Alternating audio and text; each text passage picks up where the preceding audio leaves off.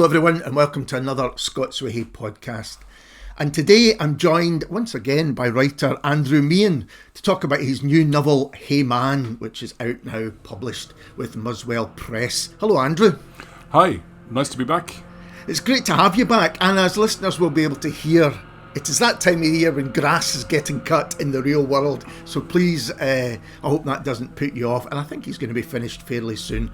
But first, before we get stuck into Hey Man, could you give us a reading from it? Yes, indeed. I'm going to read from the very, very opening of the book, which sets up the fact that this is a book which is sort of framed as a recollection about a lifelong male friendship. And I'll let the opening speak for itself, and I'm sure then we can talk it all through afterwards. You may know of Tommy Carmody. He was the type of person whose stories attach themselves to. I won't be able to cover the whole story here, but I hope I've been truthful about everything I remember. It's also true that I don't know how to talk about him without seeking his approval, which he's not here to offer, and which I might not get. I was due to be his lodger for the summer, but it was weeks before we met. He was shooting a film in France, something to do with Gerard Depardieu and Musketeers, and he'd mailed a key for his house in Crouch End to my dad, along with the instructions that I was to let myself in and make myself at home, but not too much at home. I was on my way to medical school, and Dad's diagnosis that this man would be a good role model. His cousin, who was always in the mood for a party, and always slightly cross with himself about it, who drank like life depended on it, ate like life depended on it, laughed like life depended on it, and argued like life depended on it, had relationships like life depended on them, and had friendships like life depended on them. But if all that follows reads like a love story, that's what it was. Thank you very much. And I think the idea of the love story is one we'll get stuck into, because that is interesting as well, where friendship and love kind of weave together. I think possibly there's always an aspect of that. But first of all, can you give us an overview of Hey Man? Indeed. Well, and thanks for asking, and thanks for having me back again. It's a book about a lifelong male friendship. Primarily, to summarise it neatly, it's a friendship, a sort of a peculiar and particular friendship between a Benedictine monk and a reasonably well-known actor. So that's quite a peculiar setup. Yeah. And it's a very, very intimate account of their friendship. And the book is told in 3 sections. The fancy word would be it's a triptych. It starts in 1989 when a young school leaver called Ian is sent to live with his dad's cousin in North London to work on the building sites to earn some money for college, and Ian and the aforementioned Tommy Carmody begin this really intense, freewheeling, enlightening friendship which blows Ian's world open. Yeah. They have this, Ian has his first big summer, after which the friendship comes and goes, they lose contact, and then 15 years later, once Ian has gone through all his education, and for reasons that the book does explain, Ian has now chosen a life in a monastery. So and Ian is then in Dublin in the year 2004, where to preside at a wedding, and he and Tommy reconnect then in Dublin 2004, and they have this intense reconnection on a weekend in a hotel in Dublin. And then they lose contact again, and then we jump forward 15 years later to the Highlands of Scotland, where they reconnect again. And so it's a story of a lifelong friendship told over 30 or 40 years, beginning in the 1980s, ending more or less now. But it's told in 3 very, very intimate snapshots, almost like 3 short stories linked together, and linked together by time, I suppose. And they are defined by phrases, these which we'll talk about as well. But the bit you read, that was Ian kind of reflecting, isn't it, on the past? Yes. So that's him as the monk reflecting. Yes. But the early section is the young man, and Yes. it's such a time of life where you can be where influence is felt, keenly. Yes. And I'm interested that then well, first of all, I'm really kind of intrigued by the title, Hey Man. Yeah, it came about, it's a kind of a throwaway thing, I suppose. It's the way in which I'm sure people of any gender use "hey." You know, it's a sort of maybe an anglicization of "hey dude," but it's what when you're texting a friend or calling a friend, you go, "Hey man, what's up?" and that kind of thing. So it seems casual, but it's also about that feeling of there's an ease when you say that, but the feeling is the book is about that ease between people, but it's also about a certain difficulty as well. So it's supposed to be throwaway, but it's not. Yeah, the kind of what's unsaid behind it. Yeah, there's an awful lot of the book is about what's unsaid and as you'll discover if you read it, it's Ian is a deeply feeling young man, and that carries on through his life, especially in his life as when he becomes a monk. But he and Tommy never quite get around to saying what it is their friendship means to them until the end. Yeah. So why this book and why these men? It was a way of dealing with writing about a friendship, but framing it in the way that all my books have been presented as love stories. I quite in a seemingly flippant way, I describe all my books as romantic comedies, and I think this is just another quite reflective romantic comedy, but it is in which with a friendship at the center. It was. It's the most personal book I've ever written, but nothing in it happened. So in a sense, it's emotional autobiography, but I am not a Benedictine monk, but I am Ian the character. I have had a number of intense friendships with, unfortunately, with friends who I've lost. So Tommy is a composite, if you like, of people I've known, but also he's very much a fictional creation, and Ian is a fictionalized version of myself. So it was in a way, I would describe it as, I should know the categories because I teach creative writing and literature, but is it autofiction? Is it emotional autobiography? It's so personal that when I read, we're talking in May now, when I got the advance copies of the book through last December.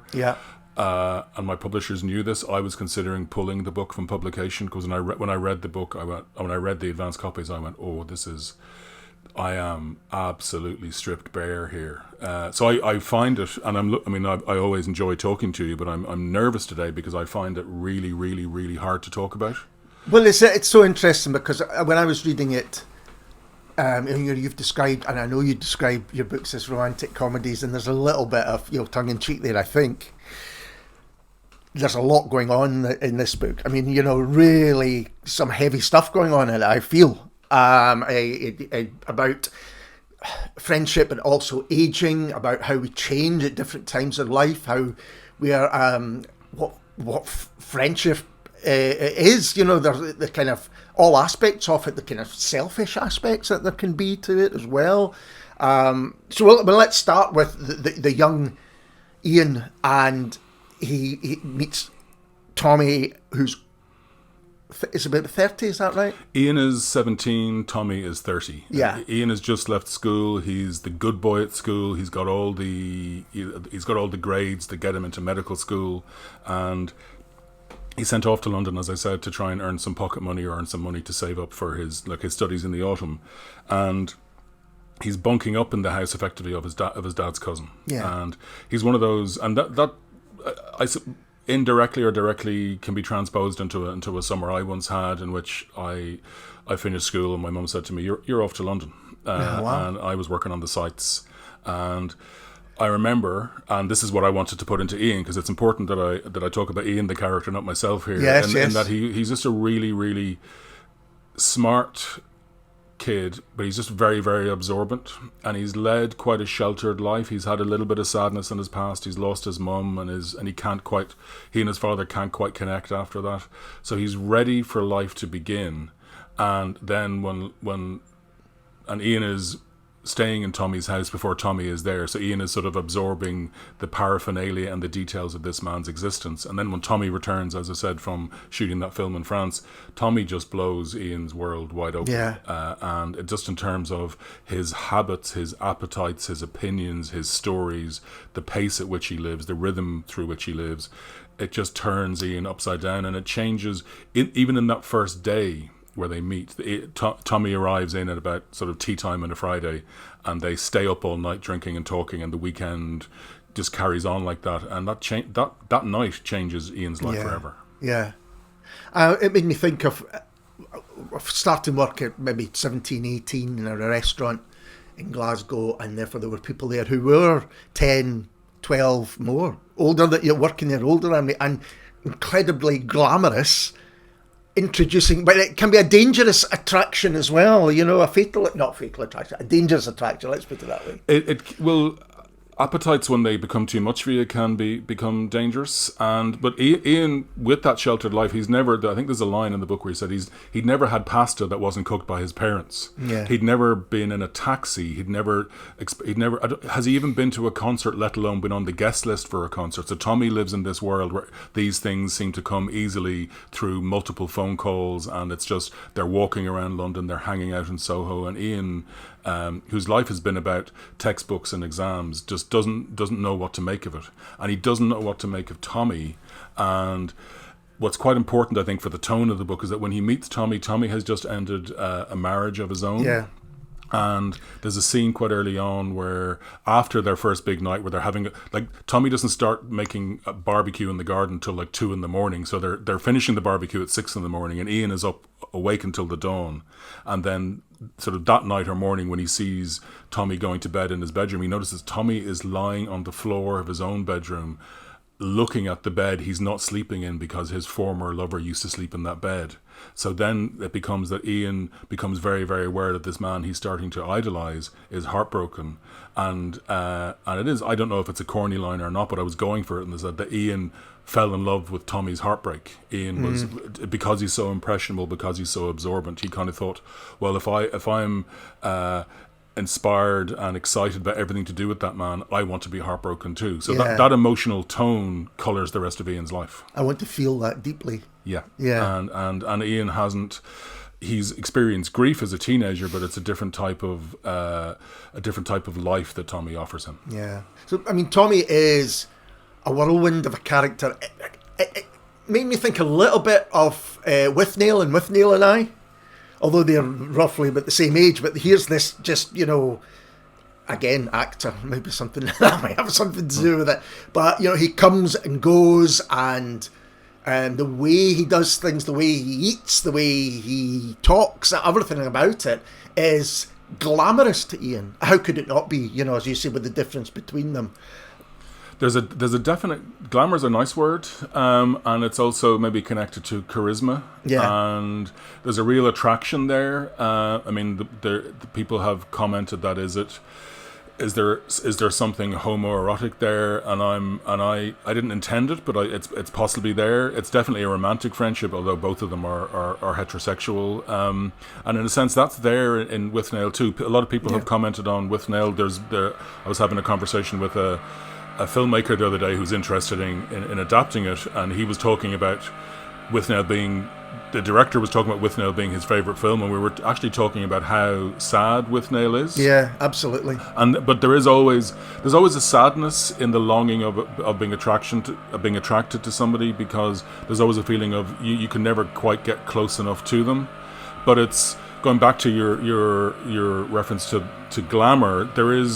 Tommy has a charisma that Ian has never encountered before. It's intellectual, it's romantic, it's partly physical, it's partly to do with his lifestyle, which is an odd word, but just in terms of everything he's showing Ian is seeing and experiencing and feeling for the first time. So and it's really one of the interesting things about charisma is that it's so personal and it's so hard to define, and it can also come and go. And an awful lot of this book is about the friendship and the devotion coming and going. Yeah. Tommy comes and goes, and they come and go from each other. And charisma does go. And you Oh, see, yeah. there are points in the book later on when they reconnect, and they're no longer the men they were in the 1980s. They're now in the early 2000s, and life has taken its toll on them both. Yeah. And are they trying to recapture old things? Maybe, but they're also trying to. The connection is there throughout their 30, 40-year friendship, but it changes and it does come and go. And I'm interested in the different ages that they interact, because you can see why Ian is so taken with Tommy. You wonder if the later Ian looks back, or did you even look back on Ian at that time and think, this isn't wholly healthy? I was very deliberate in framing the book as a recollection told now about then. So it's not a whole life novel, but it's, told over the span of 30, 40 years.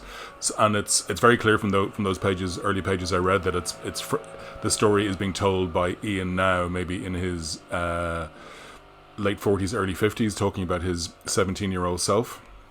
So that first part, in the 3 parts that we mentioned, the first part is about this opening up, this absolute devotion to this older friend. Yeah. Part 2, I think last time I was here, I'm very happy to give away spoilers. Part 2 is more about the realization of the truth of what it's like to have been that charismatic, slightly melancholy man, as in Tommy is. So it goes from that devotion to a realization, and at the end there is a form of reckoning that takes in their entire lives, their selfhood and their relationship with each other. So as you've said, it is at times a heavy book. It's a very reflective book. The last time I was on here, I was talking about my novel Best Friends, which was quite a cheerful book about loneliness. Yeah. And in a way, I think I've inverted it this time. I've written quite a sad reflection on happier times past, sadness has always got some kind of happiness built into it, and so it's about that duality all the time. But this time around, it is a more reflective book about that longing you once had that was so fleeting. And there are moments I really was very careful. There are moments of joy and happiness and excitement in the book, but they always go. Yeah, and as soon as they appear, they're gone. And Ian goes, "Did that happen?" Yeah, and so much of young life, I think, is absolutely like that.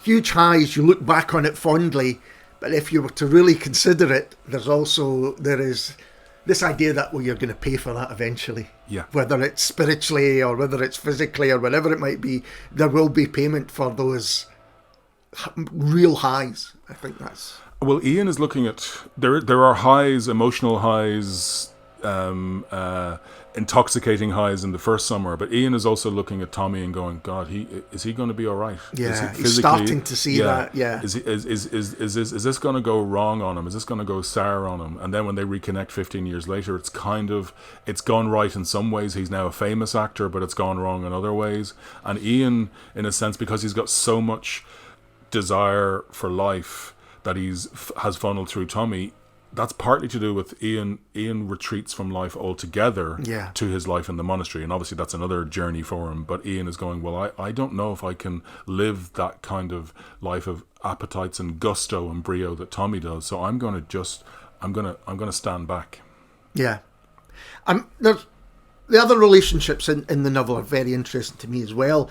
Ian and his dad. Now, his dad knows that Tommy is Tommy and is this kind of character, but yet is keen for his son to spend time with him. I think I have the feeling parenting might be different now, and I'm not a parent, so I can't tell you what it's like firsthand. But I think in my day, as we're allowed to say, in the 1980s, we were sort of sent out about our business. Yeah. And I was sent off to London at the age of 17 with some pocket money to get this job on the building site to go and not fend for myself, but I was fending for myself. So there is that feeling of Ian is cast adrift in a way, but it's also partly because there's a mention early on that Ian has lost his mother, and the father is so heartbroken about that he can't quite connect with his son anymore. So the father kind of Ian knows he's surplus to requirements. Ian knows he's not, his father isn't going to give him what his mother did give him. Yeah. So Ian is that, and that's why Ian latches on to Tommy, and that's why Ian latches on then later on to the monastic life, because he's looking for a comfort that is gone. And there isn't an awful lot of Ian's mother in the book, but she was there, she's no longer there, and there's I suppose an emotional hole to fill, and he spends his entire life, as we all do in different ways, he spends his entire life trying to fill it, and trying to fill it in different ways. Because Ian and his dad's relationship, it reappears throughout, and it's never, there's always a distance there. Yeah, there really is, and that's one of the sadder parts of the book. And I think there's possibly the dad then realizes that he's been usurped by Tommy, but Tommy's an older brother and a father figure. I would never say that Ian and Tommy are best friends in the way that you have a buddy that you have a pint with once a week, or you go and watch the match with once a week. They're not those kind of friends. The friendship does come and go, and because I want this to be a narrative that is involving for the reader. Tommy lets Ian down, and Ian lets Tommy down, and then when the book moves towards an end where they go, I'm sorry, and there is, without giving too much away, there is it was very, very important to me that the ending, which is, I hope, a moving scene in which I will let the reader know now, in which Ian is alone, but Tommy is the one person who comes through for him. Where Ian thinks he has cut himself off from the world entirely, he's made this decision which is going to mean he's going to be alone for the rest of his life. And who turns up but Tommy? Yeah. So that was when that occurred to me, and that came from life somewhere. But I just wanted to give the reader that, I don't know if pleasure is the word, but a sense of satisfaction, is that sometimes the person you want to be, the person in your life who does come and go, and you doubt the intensity of the connection. Yes, sometimes they are who you think they are. So there is. If all that we're saying that this is a pretty intense, emotionally involving book, it's also one that I hope leaves the reader with a feeling of, yes, this was real, yes, it was important. I think that idea of guilt is interesting, because when you're reading you think, yes, Ian is going to have guilt, because that's the kind of person he is. He feels, as we say, very keenly, he will worry, but Tommy having guilt is more surprising. Yes, well, Tommy's on the run from himself a lot of the time. Tommy is very attached to his appetites. He, there's a lot of drinking. There's a lot of messing around in a good way. The second half of the book, the Dublin section, part 2, takes place in a day and a night at a wedding in Dublin, and it's absolutely soaked in Guinness. And Tommy, he drinks himself to a standstill effectively. Yeah. And there's an awful lot of talk, and there's an awful lot of rumination, and there's an awful lot of there's an awful lot of what if. There's a lot of regret about love. The heartbreak that we're introduced early on in the book sort of becomes a refrain for Tommy. He revisits it in other ways, and Ian always, because he is removed himself slightly from life, and it's one person telling another person's story. Ian is still very, very attached to Tommy's heartbreaks. Yeah. And Tommy goes through them and puts himself through them, and maybe that's just the story of Tommy's life. But Ian is observing the sense of heartbreak, and he does romanticize it. And I don't know if that's upstanding behavior. I'm not here to romanticize heartbreak, but I think for that character, it's his reality. Yeah. But it's romanticizing friendships in a way, but also looking at the realities of them too. Yeah. That relationship between Tommy and Neve, is it Neve, his wife? His first wife is there are Tommy has 3 wives in the book. Yes, sorry, I meant the first one, who's again older. He's older. Neve is older. When Ian first moves into the house, it has it's the house that someone has recently left. Yeah. So Tommy's away on a film whilst his wife has moved out of the house. So there is almost still Neve's aromas in the house. Yeah. She's a painter. There's also the sense of this was a house that once was a very, very busy, happy, vibrant, artistic home that has been recently vacated. So Tommy is emptied in his own way, and as much as Ian is. So that is why they connect. And in a sense that, you know, I've made it clear already that Ian is very much in need of comfort and need of a friend, but Tommy is in need of a friend, but people are wondering, well, why is this 30-year-old man hanging around with this sort of naive 17-year-old? And all Tommy's actor friends are going, who's this young dude? But it is so, and although it's very much an unlikely friendship, it is really sincere and it's really intense. And Tommy's grateful for Ian's presence, because Ian is he's one of these young people, as I was, and I'm sure you were too, and most of us were, I suppose. He's just an enthusiast. He's wide-eyed. He wants to learn. He wants to see. He wants to experience. And Tommy's grateful for him. But it's also that age thing where, I mean, the relationship with Neve is kind of off the page, as you say. There's her memories are there. There's something off her in the book, but not her herself.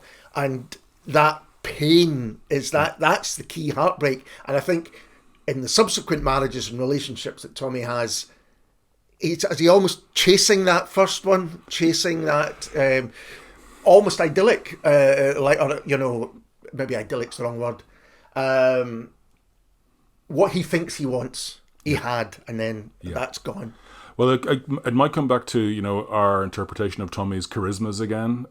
He folds into relationships quite easily, and they're very intense. And he's probably, you know, am I allowed to psychoanalyze my own characters? Of course, he probably doesn't have the emotional equipment, or you know, in the early parts of the book to really see things through. Later on, without giving too much away, he does find a relationship that is stable and happy and mutually supportive, and so he finds happiness maybe just before it's too late. Because I didn't want to entirely punish these people. I wanted the book to be a gift to them both in their individual ways. But Tommy at the beginning is pretty wide open. I mean, I began writing this book. Actually, I was on this time last year talking to you about Best Friends, and I was actually just finishing Hey Man at the time. And so I knew what was coming. And I began Hey Man at the very, very end of a long relationship of mine, at the end of a 12-year marriage, effectively. And I was in need of something. And I thought, I'm going to write a book about friendship because I actually need a friend right now. So I wrote this book in order to be in the company of somebody who would bring me comfort. So I made Ian around myself, and I needed to be around a Tommy. But I put an awful lot of that, I suppose, personal sadness into Tommy's own desolation. And there are times in which early on in the book where you almost feel as if Tommy can't put one foot in front of another. And Ian feels there's nothing Ian can do about that, but he's almost trying to protect this older man, but he can't do it. So there's an awful lot of Tommy. They both have. And that's what a lot of friendships. What are friendships based on? They're based on, you know, fun and excitement, and there is plenty of that with them. But it's also based on a shared recognition of, you know, there's a line I've written elsewhere, which is that the hurt can hear each other, the hurt can see each other, and you see it. They see it in each other, and they go, "You need a friend, I need a friend. Let's go." Yeah, absolutely. And there's lots about. I mentioned earlier on, kind of breaking down what friendships can be for good and for bad. There can be a selfish aspect. There can be questions of how can this friend help me in all sorts of different ways? How can they perhaps advance me for others? You know, am I now seeing reflected glory, if you like, through this person who has the charisma that you were suggesting? There's a few lines later on about love which, you know, really kind of stuck with me. One is love is stupid. You know, and the idea that do we win people? You know, that idea of, again, I'm avoiding spoilers, you can say what you like, but, you know, this idea that there's a reflection again from Ian, who by this time is Father Eugene, is that right? He's Brother Eugene. He's a monk in a monastery in the Highlands. So, and we'll talk about religion as well in it, but, you know, he's reflecting on relationships, and then the reader reflects on them as well, because I think as a reader you look through all of them and think, well, what's the nature of what's going on here? What's the kind of relationship that's going on, and what is each person getting from it, and actually what is each person losing from it as well. Yes. Well, there is, I mentioned a moment ago, there is a sense early on where when the friendship develops in the first part of the book, and Ian is going, well, we're blood brothers now, we're so close. Yeah. And then Tommy goes away. Yeah. And he lets him down. Yeah. And then Tommy comes back, and Ian thinks, okay, it's cool, we're back on again. And then Tommy goes away again. Yeah. So in a sense that they're not those drinking buddies where they, who meet once a week, and those kind of friendships where you don't really ask anything from each other. Because Ian has invested so much in this friendship, he's so devoted to it, he feels that disappointment so acutely. So it is a kind of a betrayal. Yeah. And then when they meet later on, there's a lot of flashing forward 15 years in this book. When they meet later on, Tommy's a little bit in need. Yeah. And by that time, Ian is brother Eugene. That's how the names work. He takes on this new name when he becomes a monk. Tommy is in need of brother Eugene's support, and brother Eugene slightly pulls back. Yeah. So there's a sense of they're devoted to each other. They're enthralled by each other. It is a romantic friendship. But there are times in which they don't connect. Yeah. And I suppose, is it a real friendship unless you've betrayed somebody? Is it a real friendship unless you've had a breakup or a fallout? And maybe that's a bleak view of friendship, but it's definitely what happens here. There is a feeling, and I hate to say it, but there is a feeling of occasionally they're winning and losing. Yeah. So there isn't. It's not always. Or in fact, not at all until the end, which I don't mind saying. It's not an equitable friendship. Ian's in need at the beginning, and then Tommy's in need, and they never quite deliver for each other because they don't have the emotional stuff to do it. And that's I suppose, I hope it's emotionally involving for the reader, but that's the sad thing about the book, is that sometimes they let each other down. It's that thing again about where we are at different stages in life. When we first meet him, Tommy's on the brink of success. He is, a man about town and all of those things. You would say he needs Ian in the way that you've suggested. His wife's left, he needs companionship. He's got that suddenly in his house, it almost presented to him. But from the outside, he doesn't need anything. He's going in only one direction. When we then meet him later on at the wedding, that's his change. And it's actually, would you say Ian at this point is settled? Not entirely, but he belongs, he has a place, he has a faith, which kind of grounds him in a sense, and Tommy would like some of that. Yes, he would, and that is the sense of the exchange we're talking about. And it might be worth sort of recapping to let the listener know where we've said where part one begins when Ian moves to London to work on the building sites and be Tommy's lodger. But part two begins in 2004, where Ian, who's now brother Eugene, has been invited back to Dublin to officiate at a friend's wedding. Yeah. And at the wedding, and Tommy is a guest at that wedding. Yeah. And by that time, Tommy is a better known actor. He's on a big TV show, which is maybe a little bit like Game of Thrones. He's on a TV show about Queen Maeve of Connacht, and when he walks through the Shelburne Hotel in the centre of Dublin where the wedding's taking place, everyone knows him. But when he's walking through the hotel, he's walking through with his friend Ian, who is now a monk. Yeah. So that's why people go, that's a very peculiar friendship. And I go, well, it feels particular enough to be from life. Yeah. So they reconvene then. But as you say, Tommy is more in need of Ian then. And Ian does have this new faith to fall back on. And he's got this new life of ritual and devotion and duty to fall back on. So, and Ian is very, very aware of that decision he's made. But they are, it's one of these big sort of posh weddings with 200 people at it. But they kind of spent a lot of the wedding kind of hiving themselves away and having private conversations. And it's like the very first meeting they had in part one. It's a day that goes into night, into morning. And so the entire middle of the book takes place in over a 24-hour span. It's a long scene, effectively. It's a set piece, but it does so that the power balance, if you like, at the beginning shifts in the middle, where Tommy's the mentor at the beginning, and then in part two, it's Ian becomes the mentor. Yeah. But they're, as I've said, they're not quite. They can't make it better for each other. No, and Tommy isn't completely comfortable with Ian's choices either, and there's lots of kind of digs at it. Should know that say that the three parts are split kind of into you know what, then you know who. I think we can work out that, and then you know when, which is 2019. Which is that's right. In the end, yeah. Well, you know what is, I suppose, love. Yeah. You know who is. I don't know why I'm saying I suppose. I wrote the book. You know what is love. You know who is God, and you know when is death. Shall we say? It is the end. So it's and they're the big unspeakables, if you like. Yes. Love, God, and death.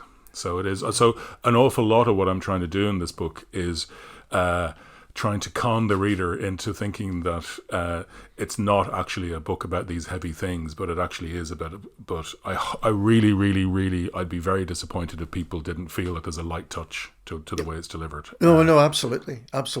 And it's in the detail often. The conversations that are had, and then also the kind of real heft, if you like, is in what is unsaid. The conversations are the everyday, the kind of that we all have and enjoy, and whatever it might be, and we call it banter sometimes. But it's what's being unsaid that you're picking apart, I think. Yeah. Well, they're not going to. The film's called Hey Man. It's not called I Love You Man, which was itself a great film. But they're not going to do that until the end. And even at the end, they do it in a reasonably roundabout, indirect way. So there's an awful lot of. I really, really enjoyed writing this book because I really enjoy. I mean, the book is 3 scenes effectively. Yeah.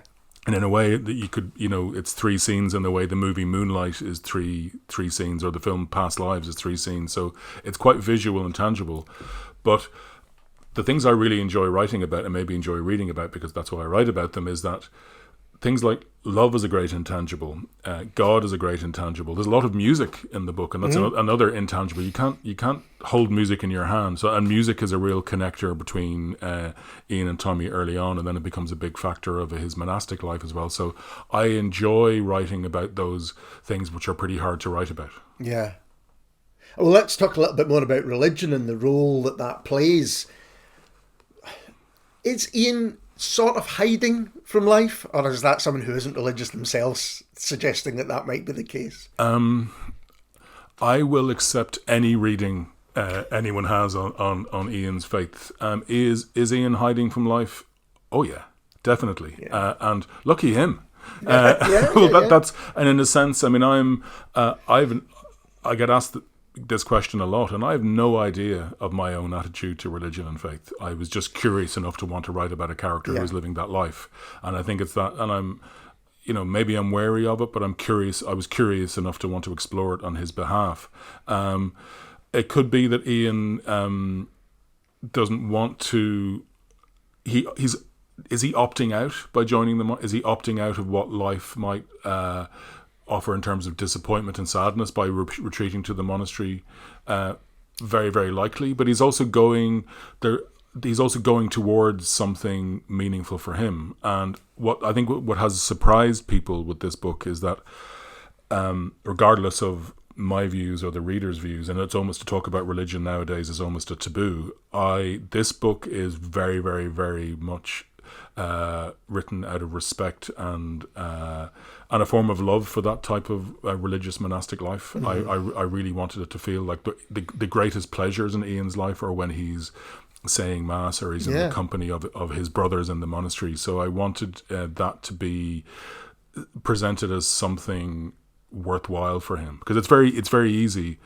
Religion, nationalism, bit of capitalism, they're responsible for all the evil that's going on in the world. I'm not going to make a defense of those religious institutions, but the small scale devoted monastic life in which you offer yourself to your chosen God is a beautiful thing, and it's a beautiful thing for Ian. Mm-hmm. And I wanted to get that across, and that's been surprising to some people. And it's also it's written with love and respect for the kind of people who do live that kind of life, and as long as Ian is in that life, it's very sustaining and let's say, emotionally nutritious form. So it also perhaps means, although not entirely, lessening the chances of the heartbreak that you mentioned earlier on, that he saw so much in Tommy.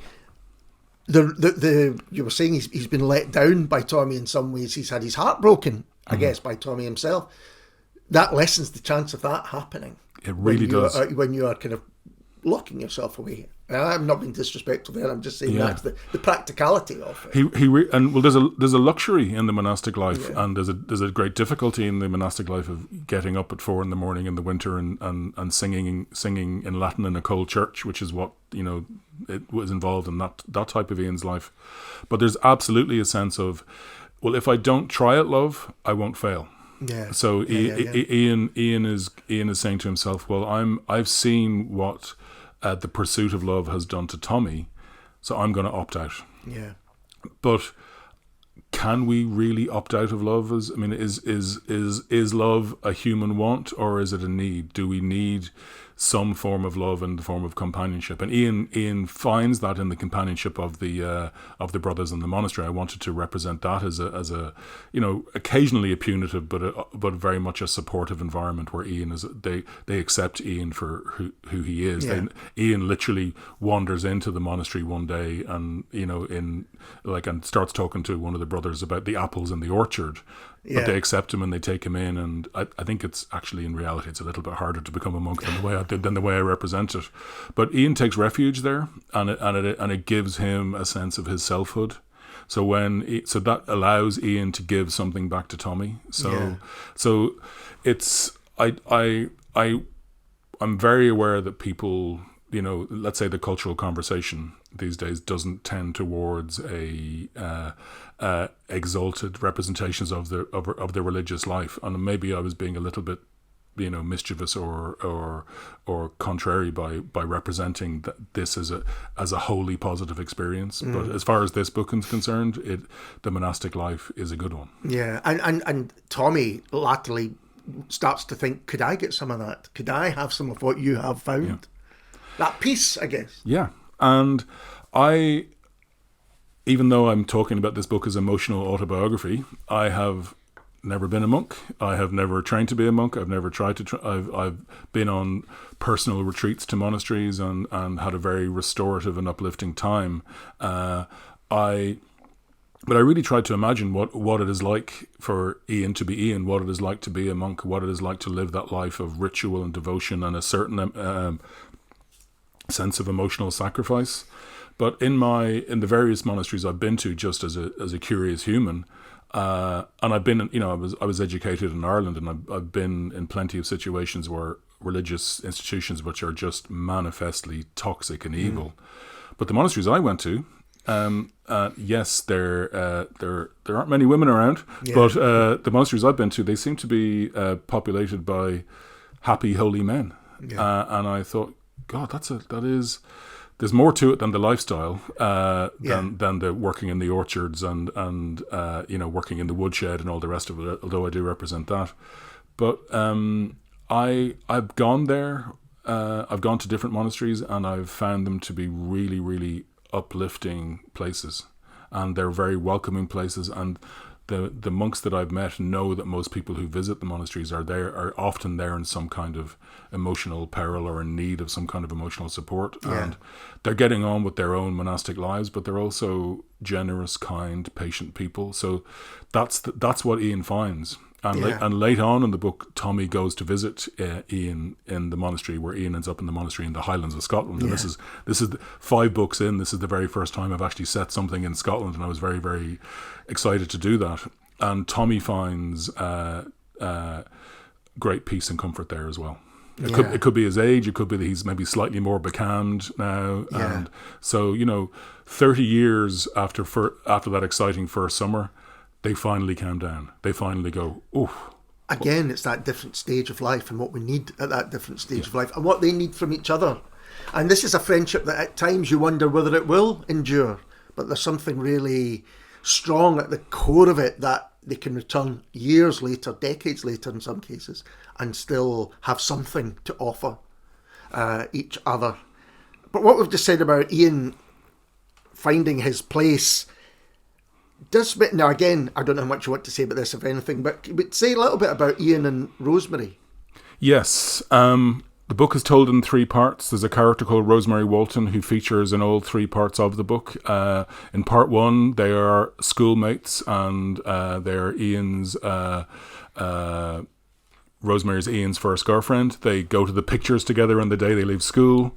They meet again at the wedding, where Ian goes back to Dublin, and where he's primarily hanging out with Tommy, but Rosemary is also a guest at the wedding because they're all part of the same social circle, and they reconnect in, let's say, quite a physically enlivening way, and then they meet again in part 3.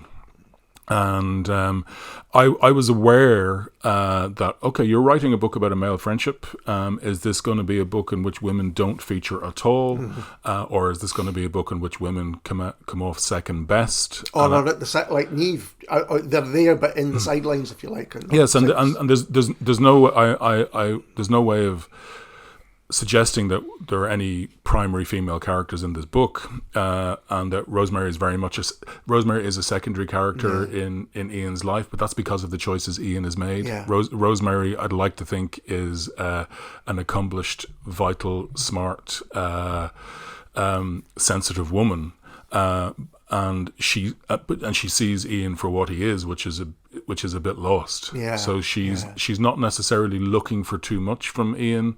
They have a real fondness for each other, and they do at one point, because you probably the reader or the listener might be guessing that Ian does come and go from the monastic life, as the way he comes and goes from his friendship with Tommy, and so Ian and Rosemary reconnect through the years, and even though it doesn't end up being a conventional productive romantic relationship, it's one that ends well, in the sense that there is fondness and respect, and no one sets out to hurt each other, and there is a feeling of, okay, well, I was very fond of you, but I'm going to let you go. Yeah. So if we're using the phrase, because it is a novel with a span of 30, 40 years, people will come and go, and in a way, and it's been put to me, and I really like the analogy, is that faith comes and goes, and the friendships come and go, and if they go, they might come back. So the friendship with Tommy comes and goes in the way that Ian's relationship with his faith comes and goes, but in the end, it's sustaining enough to be worth seeing through. So it's another take on friendship, which is really interesting, in that it offers a more conventional romantic relationship than perhaps Ian and Tommy have had, but it's that idea of well, we realise that it's best for us to let this go. Yeah.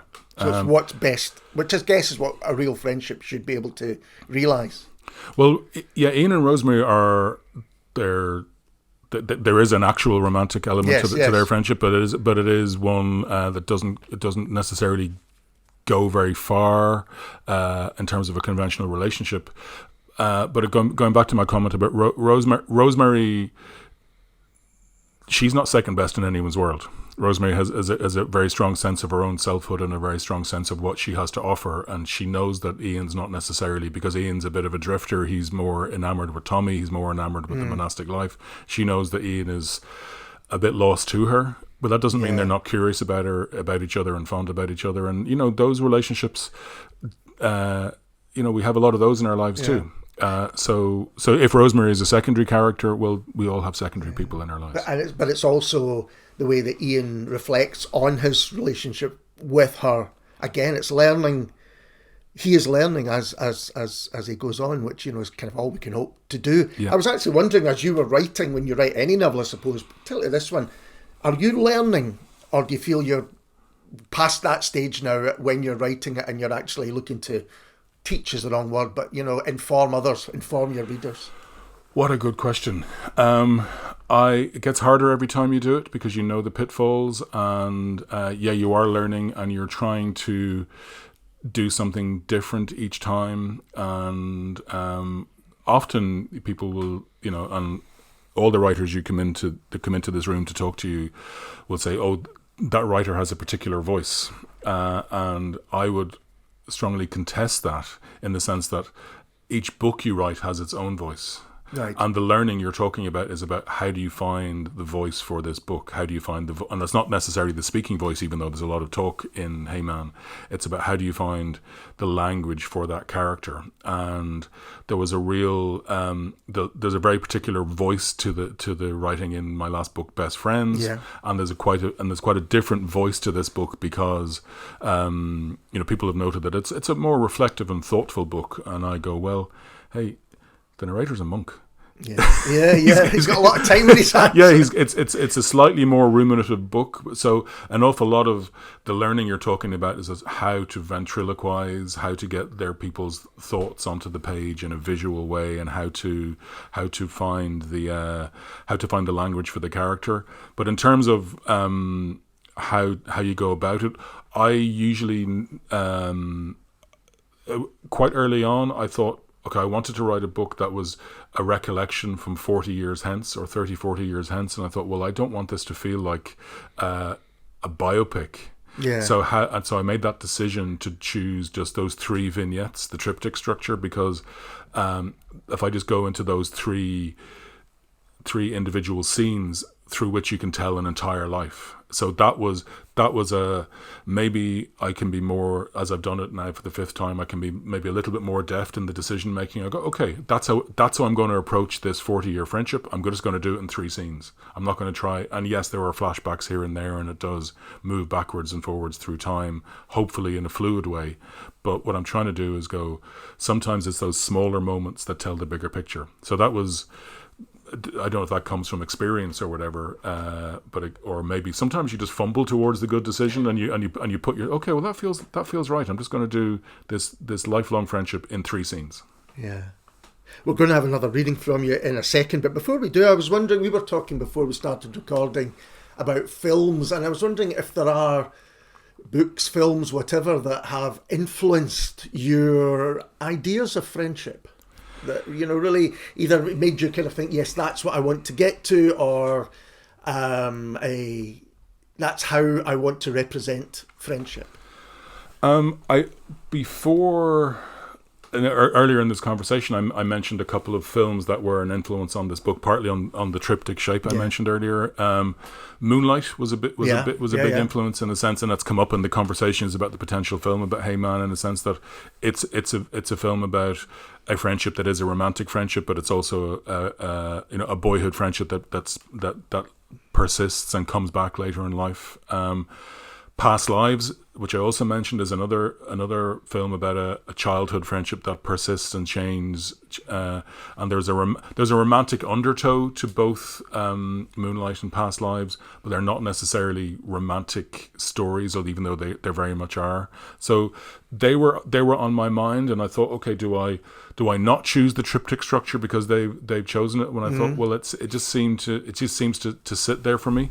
But friendship is very much part of. I mean, I only ever seem to talk about the same writers over and over again, Anne Tyler and Elizabeth Strout, and I've been reading the new Elizabeth Strout novel, I think Things We Never Say, and I'm sighing with delight about the representations of relationships and friendship in that book. I think another influence on this, which is a literary influence, not the films I just mentioned, and he's not a writer, he's sort of a venerated posh English writer, and I don't know if we're allowed to talk about them anymore, but yes. Julian Barnes is a writer who's a real influence. I mean, his novel The Only Story, which is about it's a recollection of a romantic relationship that also isn't always romantic. Yeah. So that Julian Barnes because he's a very serious, tender writer, but with a wry touch. So that's what I suppose with this book I was trying to write about longing and sadness and looking back, but I was trying to do it with a light touch. Yeah.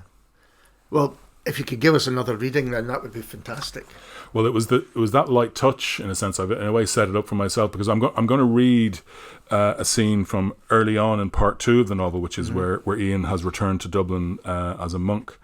And it was actually the first scene I wrote for the book, in which I was trying to go, how do you write a monk in the world? Because I didn't want to write a conventional monastery book or a conventional book about a religious cleric or whatever.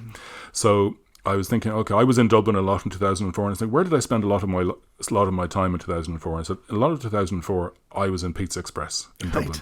Although in Dublin they called it Milano. All right, okay. So this is a scene which I hope that it starts off with dialogue between Ian, who's then brother Eugene, and the server in the restaurant. And he says, "What's a dough ball?" "Well, you know dough," she said. "It's a ball of that. But it's cooked. It's cooked. Is it crusty?" "Oh, it's a bit softer, kind of like a donut." "So it's sweet," I said. "I shouldn't have said donut," she said. "Different type of dough." "What's the dip?" "It's dip," she said. "It's wetter than the dough." This was Dublin at the beginning of the century. Servers in a pizza place had more to deal with than someone's confusion at the concept of dipping food into other foods. I didn't have the dough balls, but they were amused to find a man with rosary beads and a denim work smock interested in ordering a Fiorentina. This was the one with the egg. Egg on a pizza. If not quite at the level of believing in a benevolent deity, it was another concept that needed explaining at length. When my clothing didn't announce me as a man of the cloth, my table manners did. It's a civilized life, but monks live in the company of you-know-who, and it's no surprise that they forget themselves when they eat. We'd eat in silence, with one of the brothers reading to us. When someone doesn't talk much, they can't or they won't or they're not allowed to, either they can go in on themselves or they become expressive in other ways. And just as you get to know the names of pizzas, you can grow to be a connoisseur of silence. There was companionable silence. There was meaningful silence. There were uproarious, gusty silences. And I knew there were dreadful silences, and sweet silence, and still silence.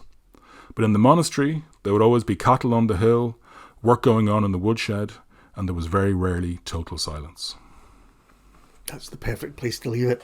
Thank you, Andrew, for taking the time to talk to me all about Hey Man. All the best with it. Thank you. And we'll be back soon with someone completely different.